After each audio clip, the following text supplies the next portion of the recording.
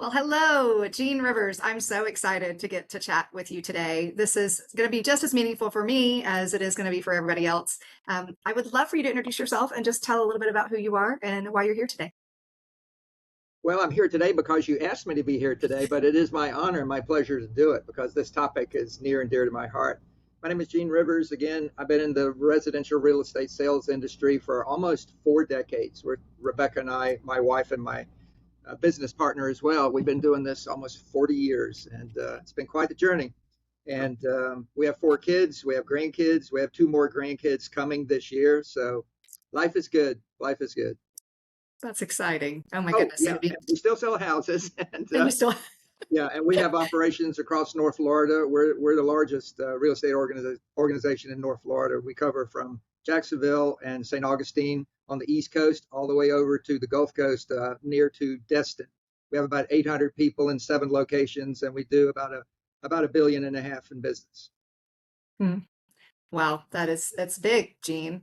So let's take it back a little bit and talk about how that relates to Quantum Leap. So tell me, when did you first encounter these principles of Quantum Leap, and what was your life and business situation at that time?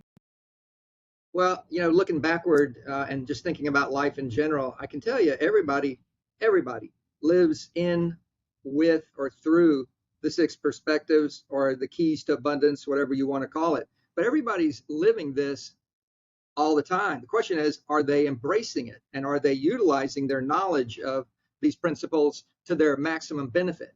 And I think most people don't. They live it. The first one is self mastery, and people in varying levels try to get a hold of themselves, and whether it's uh, better physical health, eat better, whatever. People try to do this stuff, and they have some success, some not success, but the whole package is what's really powerful, and everybody is dealing with all of this.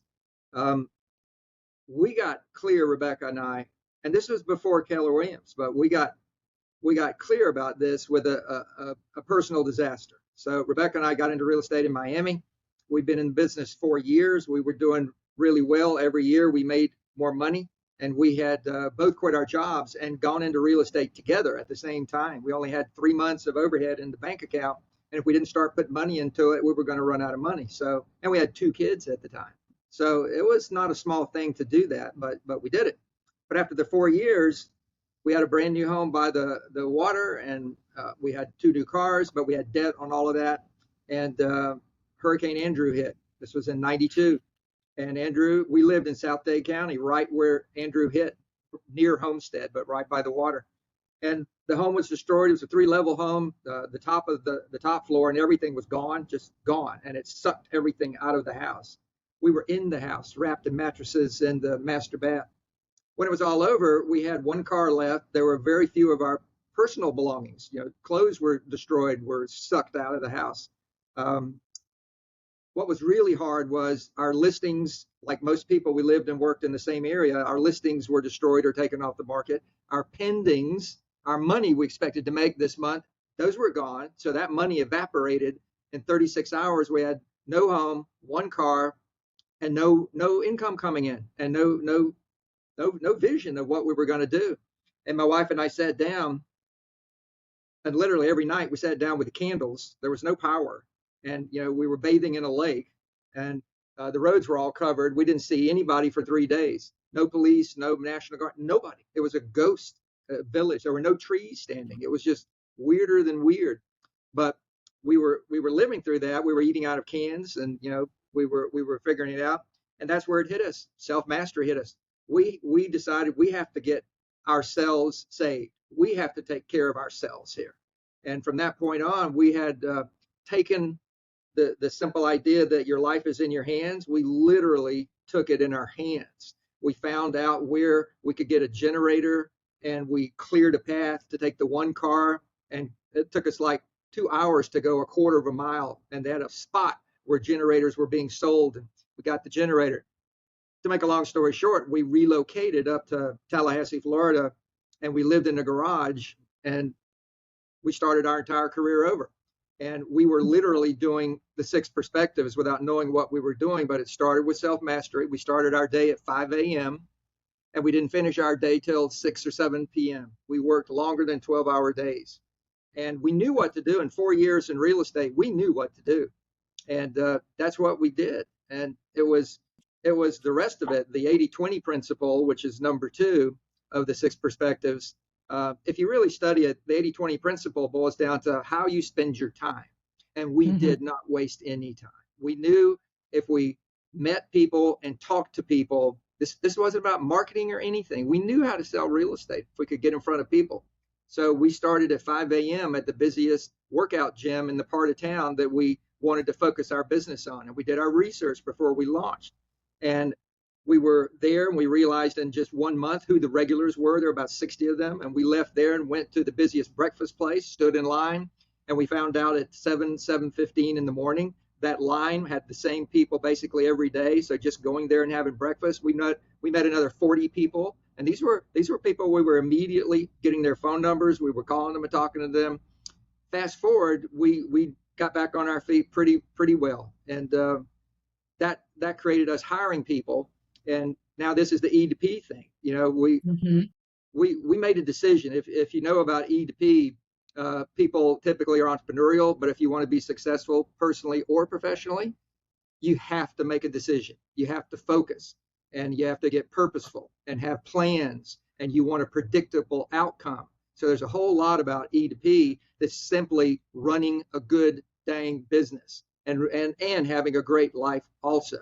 So we sat down, and again, we weren't trained on this, but we sat down and we just wrote out, what do we want? What do we want? Here we are, we're succeeding in a whole new city, and we're gonna take market share like nobody's ever taken it. When we got there, it was a broker centric community. There's not a single agent that had a team, and we came to town and we decided to take big dang market share, and we did it.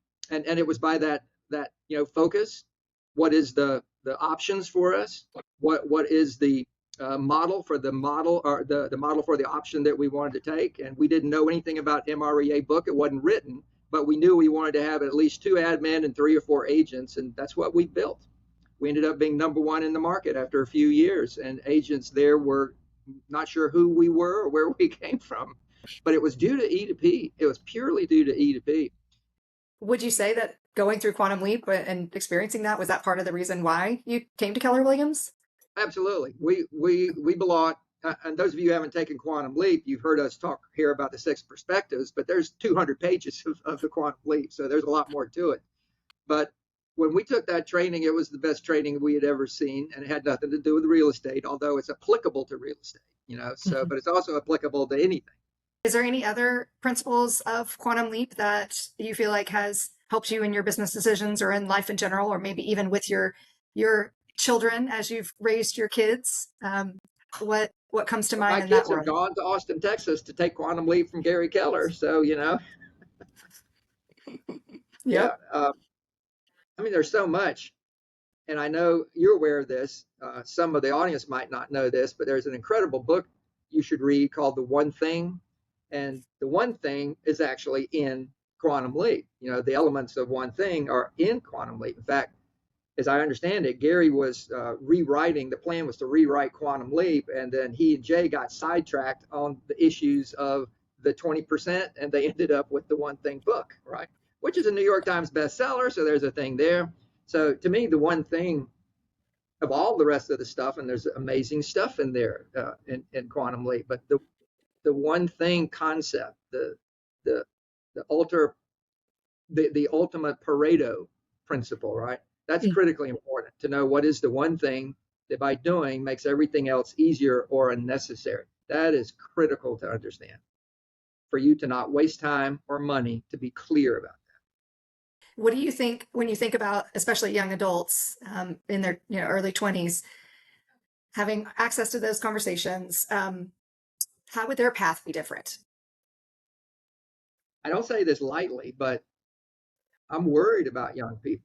I'm worried about it. I'm not worried about mine, but I'm worried about young people, about the fact that so many of them are skeptical about their future, and the data says they should be, because the middle class is weak, and the middle class is struggling mightily in our country, and all of that bothers me. It's impacting our industry severely. People aren't buying as many houses as we expected people to be buying.